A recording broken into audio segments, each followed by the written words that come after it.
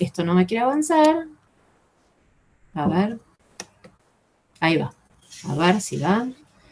Mirá que lo practicamos y mi dedo funcionaba bien. Pero bueno, vamos entonces. No. Si no, no te preocupes que yo lo... Ahí está, ahí lo Bueno, vemos. vamos. Vamos a hablar un poquito de los comienzos, ¿sí? Simplemente para entender que, digamos, las descripciones y el conocimiento del trastorno del espectro autista no lleva más de 80 años, cuando lo describió Leo Kanner en el año 43, en la revista Neurología Pediátrica, y describió un grupo de niños con extrema soledad autista, deseo obsesivo de invarianza ambiental, con excelente memoria, expresión de inteligencia y ausencia de rasgos físicos, hipersensibilidad a los estímulos, mutismo o lenguaje sin intención o comunicativa real, limitaciones en la variedad de la actividad espontánea. Y en la misma época, Hans Asperger describe 4 niños, un poquito diferentes a los que describe el otro doctor, que tienen que ver con falta de empatía, escasa habilidad para entablar amistad, conversaciones con uno mismo, fijación intensa en un determinado asunto, movimientos torpes, y lo llama pequeños profesores. De ahí su nombre a los niños con síndrome de Asperger. Entonces, para entrar un poco al trastorno del espectro autista, ellos lo describen en su momento como, ¿no?, como autismo, fueron cambiando las clasificaciones a lo largo del tiempo, se llamó trastorno generalizado del desarrollo, hoy es TEA, SEA, condición del espectro autista, y a mí en lo personal me gusta llamarlo problema del desarrollo, no me gusta tanto encasillarlo dentro del espectro autista. Sabemos sí que es un trastorno del neurodesarrollo. La estadística fue aumentando en estos últimos 30 años de manera vertiginosa. Hay papers que digamos, mencionan que es 1 en 100, otros 1 en 68. No sabemos realmente a qué se debe esto, si es que hay más chicos con este síndrome, hay más diagnóstico o hay un sobrediagnóstico. Sí, que predominan varones en una relación de 4:1. Y sabemos que el 10% son secundarios a otra patología, como algún síndrome genético, pero en realidad el 90% es de causa desconocida, ¿sí? No sabemos la causa, se han indagado causas por todos lados, en una época se le echó la culpa a las vacunas y está totalmente demostrado que no tienen absolutamente nada que ver. Se buscó en la dieta, digamos, se buscan causas por todos lados, pero realmente hoy no tenemos ninguna causa específica para el trastorno del espectro autista, no hay ningún marcador que nos oriente en el diagnóstico más que la clínica. Sí sabemos que la causa es entonces multifactorial, que tiene que ver con factores genéticos y factores ambientales que se interrelacionan. Y que hay 3 ejes, ¿sí?, que son los que principalmente están alterados, que tienen que ver con la comunicación, con la sociabilidad y con el comportamiento. En cuanto a la comunicación, digamos, la principal característica es la falta de comunicación, o el trastorno de la comunicación en el lenguaje. Si bien en el lenguaje es un amplio abanico en el cual hay chicos, como los chicos con síndrome de Asperger, que tienen un lenguaje más sofisticado, elaborado, pero bastante literal. Hay chicos que no tienen ningún tipo de lenguaje, ya sea expresivo como comprensivo, ni tampoco a nivel gestual. Tienen poca o nula intención comunicativa y escaso contacto visual.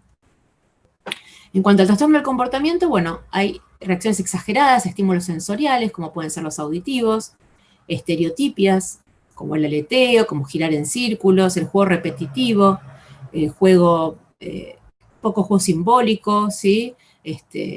Intereses restringidos y rutinas o rituales, como por ir, por ejemplo, siempre por la misma calle, no poder cambiar ese camino porque, digamos, le genera muchísima angustia. Y trastorno de la sociabilidad. Uno lo puede notar, por ejemplo, al principio cuando no responden al nombre, cuando tienen tendencia al aislamiento y sobre todo dificultad en la relación con los pares. Hay comorbilidades asociadas que tienen que ver con los trastornos de ansiedad, trastornos del sueño, conductas disruptivas, discapacidad intelectual, epilepsia, hiperactividad y bueno, digamos, todos estos signos, digamos, que no ayudan al problema de base de los chicos con estos problemas del desarrollo.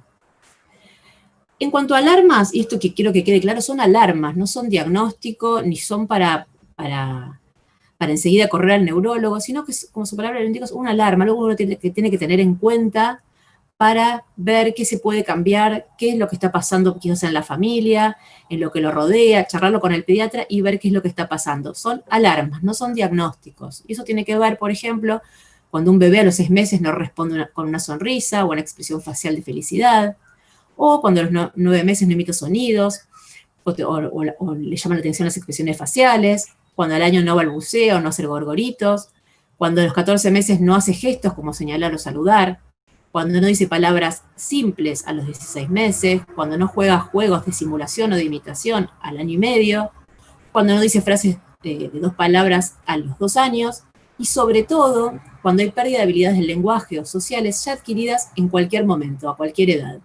Entonces, estos son alarmas que uno tiene que tener en cuenta para consultar con su pediatra. Lo que quiero que quede súper claro es que el diagnóstico es clínico. El diagnóstico se hace con todo esto que acabamos de observar, preguntando, tomándose el tiempo para evaluar al paciente, para evaluar a la familia y preguntando, ¿sí? Generando un vínculo con esa familia para poder obtener todos los datos que necesitamos para hacer un diagnóstico clínico. No hay ningún marcador. Entonces, lo que vuelvo a repetir, en el laboratorio ni biológico que nos haga hacer diagnóstico de trastorno del espectro autista. Entonces, ¿qué es muy importante para el diagnóstico? Lo que les decía recién, indagar sobre la historia clínica de ese paciente. Fundamental son los antecedentes familiares. Sabemos que alguna de las causas principales de trastorno del espectro autista, por ejemplo, es la fragilidad del X, con lo cual saber si hay varones en la familia que tengan por ahí retraso madurativo o alguno de estos signos o síntomas que acabamos de mencionar son súper importantes.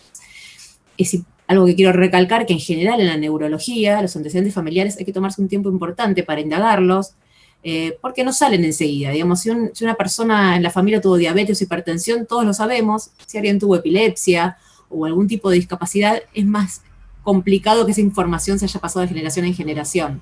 Y también, otra cosa que quería que les quede claro es que es importante indagar en la historia familiar de por lo menos 2 generaciones, ¿sí? No quedarse solamente con la mamá, el papá y los hermanitos. También son muy importantes los antecedentes perinatológicos. No es lo mismo un chico que viene con estos signos, de estos problemas en el desarrollo, y por ahí haya sido prematuro, o haya necesitado una cesárea de urgencia, o haya tenido cualquier problema perinatal, que un chico que no los haya tenido. Ver la evolución madurativa, preguntar sobre los hitos del desarrollo, hacer un examen físico completo. Sabemos que hay ciertas patologías como la esclerosis tuberosa que dan epilepsia, pero también dan rasgos autistas, que se caracterizan por manchitas en la piel, manchas blancas. Entonces es muy importante también ver si hay algún signo o síntoma asociado que nos pueda ayudar al diagnóstico, no el diagnóstico de TEA, sino hacer el diagnóstico diferenciar con otras patologías. Y los estudios complementarios. ¿Por qué pedimos estudios complementarios en neurología? No los pedimos para hacer diagnóstico de TEA, y eso también tiene que quedar claro. Como les dije antes, y lo vuelvo a repetir, no hay signos marcadores de autismo, ¿sí? Son diagnósticos clínicos. Los estudios complementarios nos sirven para hacer diagnóstico diferencial con otras entidades, ¿sí? Podemos pedir potenciales evocados auditivos, podemos pedir electroencefalogramas, podemos pedir alguna neuroimagen y estudios genéticos. Lo primero que uno quiere descartar cuando un chico no habla o no se comunica, no tiene contacto visual, es quizás que no tenga una hipoacusia. Cuando un chico tuvo un retroceso en el desarrollo o un estancamiento, uno quizás piensa en alguna causa eléctrica, por eso se pide el estudio de sueño. La resonancia en general uno lo pide cuando, por alguna sospecha clínica, por los antecedentes, puede sospechar que puede haber alguna lesión en el sistema nervioso. Y los estudios genéticos, por ejemplo, como les explicaba, la fragilidad del X, es muy importante en el caso sobre todo de los varones, si bien también las mujeres lo pueden padecer. Las pruebas complementarias, es otra cosa en la que me quería detener, son importantes, pero vuelvo a repetir, no son diagnósticos, son complementarios a lo que uno está pensando clínicamente, ¿sí? No hacen el diagnóstico solamente estas pruebas, y son el MCHAT, el ADOS, el ADIR, las evaluaciones neuropsicológicas, y hay montones. Entonces, de vuelta quiero que quede claro que el diagnóstico es clínico, y estas son pruebas complementarias que nos pueden ayudar a confirmar un diagnóstico que uno ya estaba pensando. Y con los estudios complementarios, cuando es necesario, en el momento que sea indicado, uno pide estudios para descartar otras patologías. En cuanto a tratamiento, tampoco hay un tratamiento específico para los ejes centrales del autismo, pero es fundamental que el trabajo sea interdisciplinario. Aquí llamo interdisciplinario que trabajemos juntos, todos y en equipo, ya sea los médicos, como los terapeutas, como la escuela y la familia. Todos tenemos que trabajar juntos y para el mismo lado para que tenga el chico una buena evolución, ¿sí? Si cada uno trabaja por su cuenta, esto no va a funcionar. Hoy en día hay ofertas para para estos problemas del desarrollo a montones. Y acá me debo haber olvidado de un montón. La última que escuché en mi consultorio fue legoterapia, que significa estimulación de los chicos con trastornos del espectro autista jugando con los legos. O sea que hay un montón de ofertas. Pero eso no significa que todas ellas sean útiles para los chicos, ¿sí? Es un poco como la terapia canábica, es personalizada. Cada niño necesita algo diferente. No, yo al menos no me gustan mucho los combos de tratamiento, que uno hace diagnóstico de TEA y solamente por tener el diagnóstico de TEA tiene que hacer cierta cantidad de terapias, ¿no? Como si fuera una registra magistral, como si uno tuviera una angina por estreptocóxica y tuviera que tomar penicilina. No, hay que enfocarse en cada chico, en su familia, y qué es lo que ese niño necesita, ¿sí? Quizás sea una terapia, quizás sean 2, quizás sean 3. Está comprobado que no es la cantidad de terapias lo que van a beneficiar a los chicos, sino la calidad de la terapia. Y lo que tienen que fijarse es que el terapeuta juegue con los chicos. Eso es lo que tienen que fijarse, que es fundamental, que el terapeuta se adapte al niño y no el niño al terapeuta, ¿sí? Si el chico va contento a la terapia, eso también es otro buen índice para saber si estamos bien o no estamos bien. Así que bueno, eso en cuanto a lo que tiene que ver con las terapias que se ofrecen hoy en día. Yo sugiero siempre que sea un especialista en niños pequeños, en alguien que realmente trate con chicos, que se pueda tirar del piso y pueda jugar. Eso es fundamental. Y en cuanto al tratamiento farmacológico, tenemos una lista enorme, que acá la estamos viendo, que trata los síntomas, ¿sí? No va a tratar ningún problema de base, sino cuando se nos van de las manos por ahí los trastornos de conducta, las conductas disruptivas, la concentración, el tema del sueño. Uno puede tratarlo con diversas medicaciones. En estas medicaciones hay evidencia limitada de que los efectos beneficiosos superen a los efectos adversos. Así que hay que llegar a un equilibrio y ver cuánto lo van a beneficiar al paciente en relación a los efectos adversos. Ninguno de estos fármacos es efectivo en la terapia de los síntomas centrales del TEA, ¿sí? De sus comorbilidades. Como decía, bueno, recién son útiles en el manejo de algunos problemas conductuales y comorbilidades. Si hablamos de evidencia científica, que se le pide al cannabis continuamente, la mayoría de estas medicaciones no está comprobada en niños chiquitos, en niños pequeños que funcionen, que tengan realmente utilidad. Están comprobadas en chicos más grandes, pero uno les da igual. Bueno, entonces vamos a ver el tema que nos concierne hoy, que tiene que ver con el trastorno del espectro autista, los problemas del desarrollo y el cannabis. Les voy a contar mi primer caso clínico, que se llama Marco. Fueron los pacientes Marco y su hermano Luca los que me adentraron en el mundo canábico y acá estamos. Marco hoy tiene 18 años. Cuando yo lo conocí hace 5 años tenía diagnóstico de autismo, problemas severos de conducta con crisis de excitación psicomotriz, hiperactividad e impulsividad. Con ese diagnóstico yo los conozco. Ellos habían vivido en España, con lo cual se habían estudiado mucho más que lo que se puede hacer acá. Tenían estudios genéticos que acá no se pueden acceder. Tomografías, resonancia, electroencefalograma, bueno, lo que se les ocurra los tenía y era todo normal. Había pasado por todas estas medicaciones, yo lo llamo el compendio de la psiquiatría, todo, había recibido todo, incluso medicaciones que son para apaciguar los efectos adversos de estas medicaciones. Y cuando lo conozco a Marco, no controlaba esfínteres, estamos hablando de un nene de 15 años en ese momento. No iba a escuela y no tenía ninguna terapia, y no porque la madre no quisiera llevarlo, sino porque en ningún lugar los aceptaba por las conductas que tenía Marco. La verdad es que le cerraron todas las puertas.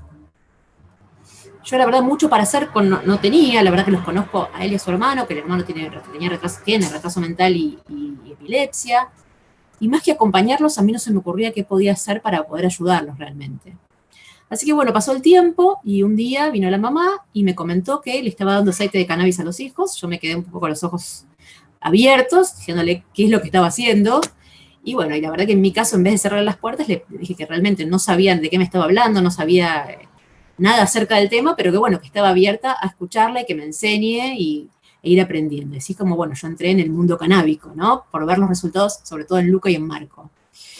Marco, por supuesto, ahora va a un centro de día, está muy contento yendo ahí, por supuesto controla el esfínter, se dedica más a los efectos adversos de las medicaciones que a que él no pudiera, disminuyeron sus conductas disruptivas y su hiperactividad, está más conectado, mejoró muchísimo la comunicación y el lenguaje. Ya vemos como Marco apoya el autocultivo, ¿sí? Hoy Marco está sin medicación, solamente recibe una cepa therapy, un ratio 1:10, 2 gotas 3 veces por día y van rotando de cepas para no generar tolerancia a unas cepas con un ratio de 1:1. sea, miren si uno no va a ver esto en los pacientes y no va a querer acompañarlos y aprender, ¿no?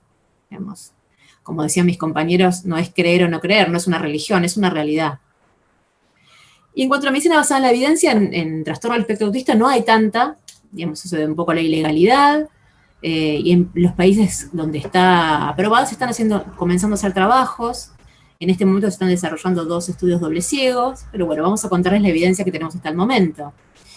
Y quiero volver a lo que hablamos la vez anterior, el webinar anterior, de epilepsia refractaria, y simplemente ver por qué los pacientes con trastorno del espectro autista comienzan a usar cannabis. Voy a dar como ejemplo simplemente porque es el último, que es el del Garraham, el estudio preliminar que ellos presentaron, y sabemos, ya lo vimos, que el 80% de los pacientes disminuían en el 83% las crisis. Eso ya está clarísimo. Pero en todos los trabajos de epilepsia refractaria siempre se hacían encuestas de calidad de vida. Y la del Garraham, como les decía, para presentar la más nuevita que me llegó, miren estos índices de calidad de vida en los pacientes con epilepsia. Entonces, ¿cómo no tomarlo en los pacientes con trastorno del espectro autista, cuando los chicos con epilepsia mejoraban su contacto visual en un 80%, mejoraban sus habilidades motoras en un 60%, mejoraban en un 57% la comunicación no verbal, la sonrisa social, mejorías en la conducta, en el sueño, en la comunicación verbal? Bueno, esto hizo que chicos que tienen como comorbilidad el autismo, la epilepsia, empezaran a mejorar su calidad de vida. Entonces, los pacientes lo fueron tomando. Entonces tenemos quizás más evidencia empírica que evidencia científica, pero es una realidad. Como todo en medicina, se empieza con a propósito de un caso, y a propósito de un caso, un paciente de 6 años que le dieron dronabinol, que es un extracto de THC, y si bien tratan de demonizar el THC es buenísimo. Bueno, lo explicó Álvaro, para dolor oncológico, para dolor neuropático, y para tanta cantidad de cosas, náuseas, vómitos, y también para autismo, sí. O sea, en este chico lo podemos ver. Entonces le dieron dronabinol 3 veces por día durante 6 meses y se vio qué es lo que pasaba con este niño.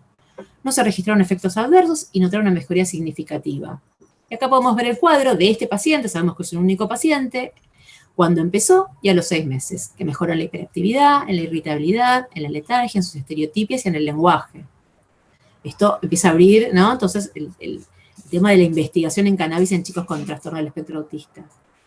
Después siguen trabajos chiquititos, prospectivos. Hizo uno la Fundación Daya de Chile, muy lindo.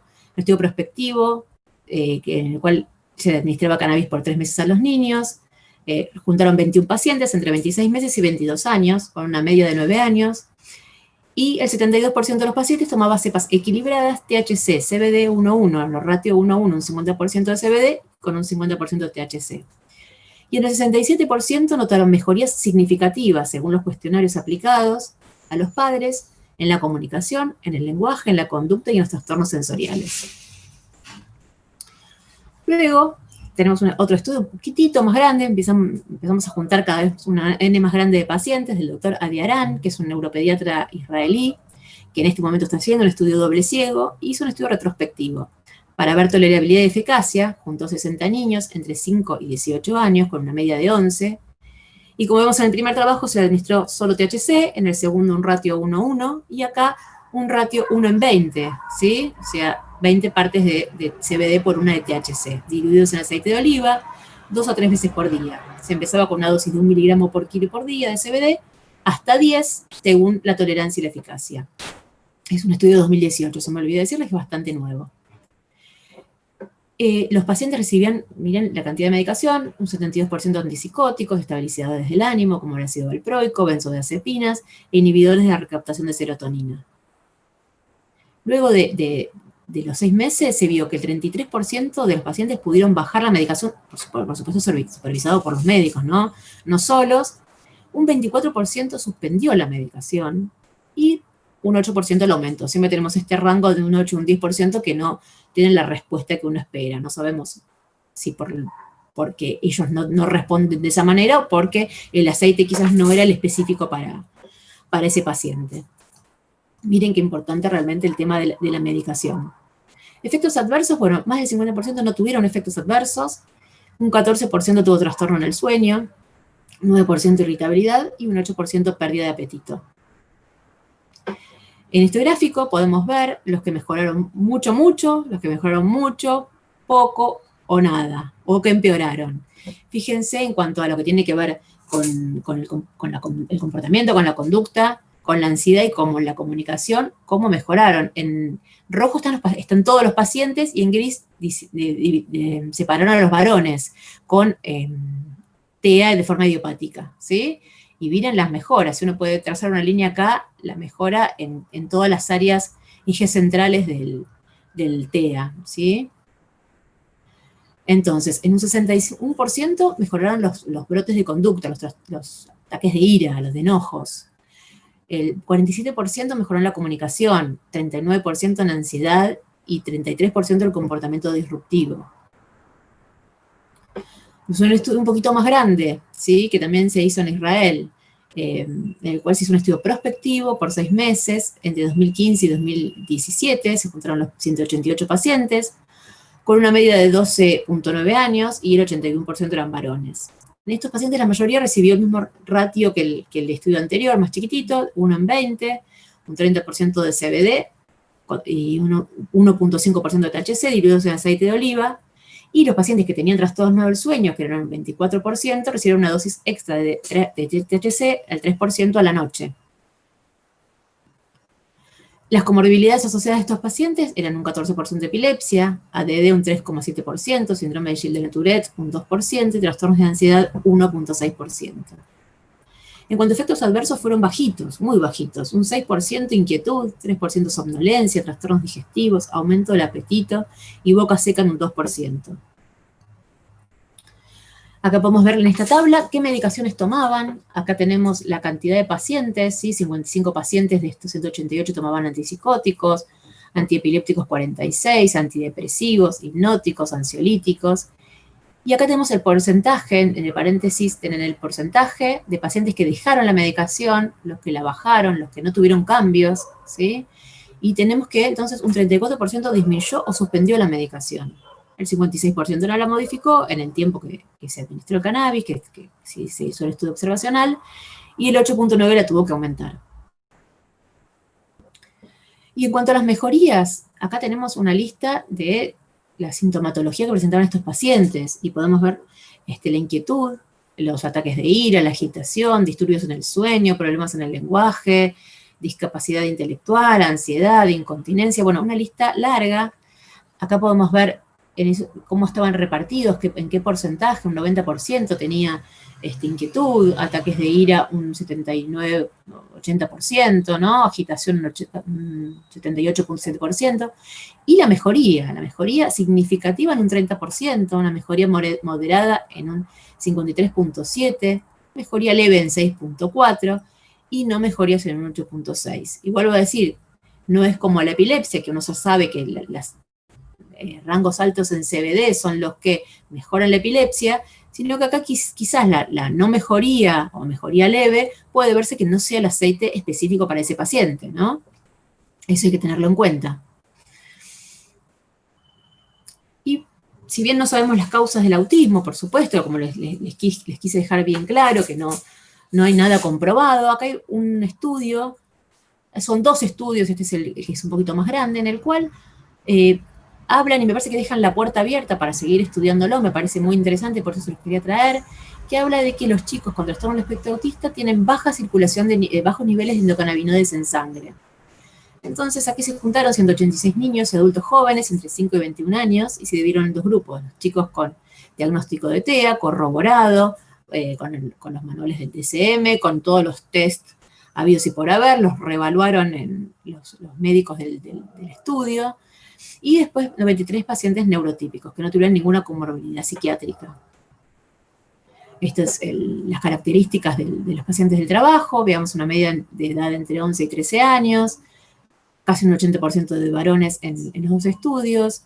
Acá podemos ver todas la comorbilidad de epilepsia, que lo tomaron como importante en los chicos con trastorno del espectro autista, y las medicaciones que estos niños tomaban.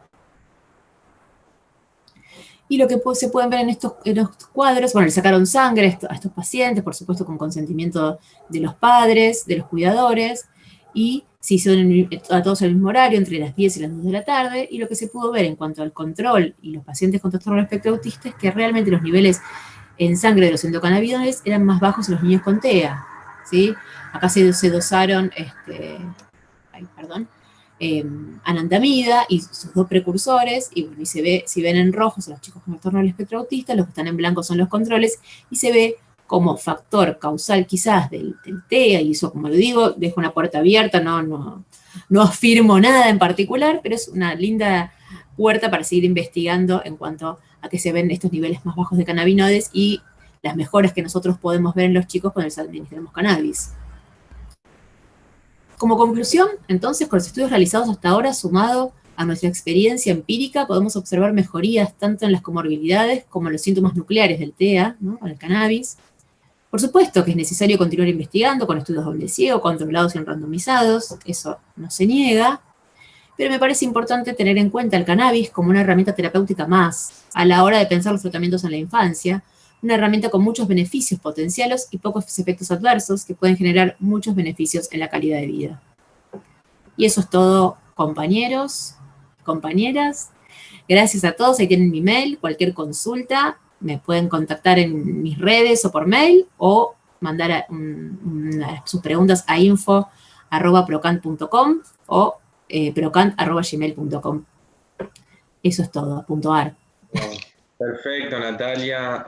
Muchísimas gracias.